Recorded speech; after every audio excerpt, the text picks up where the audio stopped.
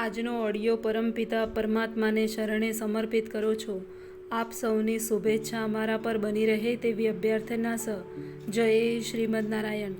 શ્રીમદ ભગવદ્ ગીતા પ્રકૃતિ પુરુષ અને ચેતના નામનો અધ્યાય 13 શ્લોક 3.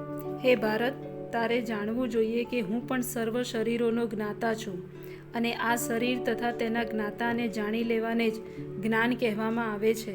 આ મારું મંતવ્ય છે.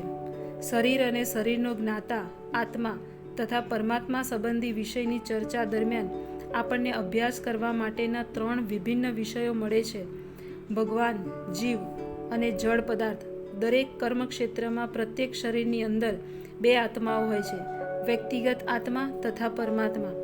પરમાત્મા પૂર્ણ પુરુષોત્તમ પરમેશ્વર શ્રી કૃષ્ણના પૂર્ણ અંશ હોવાથી કૃષ્ણ કહે છે, હું જ્ઞાતા તો છું, પરંતુ શરીરનો વ્યક્તિગત એવો જ્ઞાતા નથી.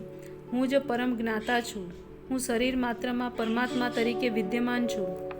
જે મનુષ્ય કર્મક્ષેત્ર તથા ક્ષેત્રના જ્ઞાતા વિષયક અધ્યયન ભગવદ્ ગીતાના માધ્યમ દ્વારા સૂક્ષ્મ રીતે કરે છે, તેને આ જ્ઞાન પ્રાપ્ત થઈ શકે છે.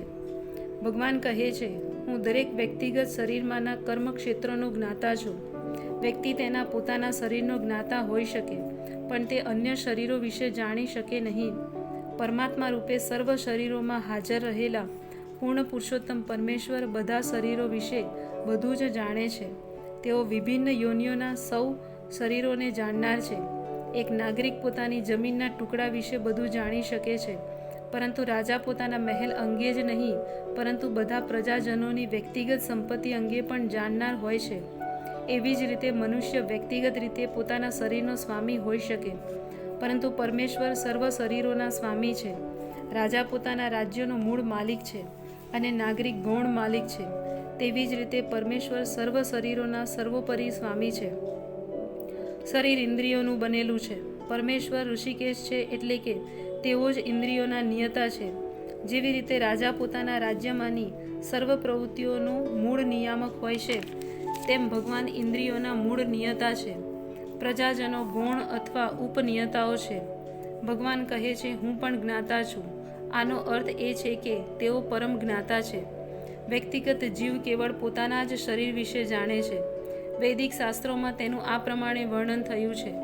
આ શરીર ક્ષેત્ર કહેવાય છે અને આ શરીરમાં તેઓ સ્વામી તથા પરમેશ્વર એમ બંને નિવાસ કરે છે. પરમેશ્વર શરીર તથા શરીરના સ્વામી બંનેને જાણે છે. તેથી પરમેશ્વર સમસ્ત ક્ષેત્રોના જ્ઞાતા કહેવાય છે. કર્મક્ષેત્ર, કર્મના જ્ઞાતા તથા કર્મના સર્વોપરી જ્ઞાતા વચ્ચેના ભેદનું વર્ણન આ પ્રમાણે થયું છે. શરીર, આત્મા તથા પરમાત્માની સ્વરૂપાવસ્થાનું પૂર્ણ જ્ઞાન વૈદિક ગ્રંથોની પરિભાષામાં જ્ઞાન તરીકે પ્રસિદ્ધ છે. આ કૃષ્ણનું મંતવ્ય છે. આત્મા તથા પરમાત્મા બંને અભિન્ન હોવા છતાં ભિન્ન છે. એ જાણવું તેને જ્ઞાન કહે છે. જે મનુષ્ય કર્મક્ષેત્ર અને કર્મના જ્ઞાતા વિશે જાણતો નથી, તે પૂર્ણ જ્ઞાની નથી. મનુષ્યએ પ્રકૃતિ, પુરુષ અને ઈશ્વરની સ્વરૂપ સ્થિતિ વિશે જાણવું જોઈએ. તેણે આ ત્રણેયની વિભિન્ન કાર્યક્ષમતા અંગે ગૂંચવાડો કરવો ન જોઈએ.